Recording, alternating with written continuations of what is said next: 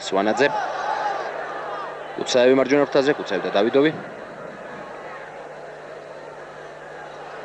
ბარანიკს გაცდა კუცაევი.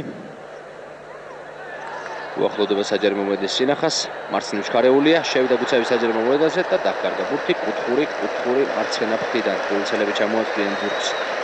ვლადიმერ კუცაევის სოლო რეიდი დამთავრდა იმით, რომ კუთხურზე მოიგერიეს ბურთი ლენინგრადელებმა, ეს გახლდათ დოლგოპოლოვი. ვლადიმერ დოლგოპოლოვი, ცენტრალური მცველი. სტუმართა გუნდისა, თავისუფალი მცველის ფუნქციებს ასრულებს გამოდელ შეხვედრაში. დოლგოპოლოვი, კუცაევი ატყვის კუთხურს. ჩქარეული ლენინგრადელები იგერიებენ ბურთს, იგერიებს დავიდოვი, შემდეგ მოედნის ცენტრი ალექსანდრე ჩივაძე. ბარათაშვილი გადაცემა მარცხენა ფრთაზე კუცაევის მისამართით, კუცაევი და კუზნეცოვი.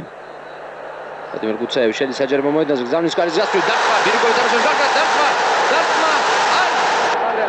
აი ახლა გავიდა ბურთი 2-0 თბილისის დინამოს სასარგებლოდ.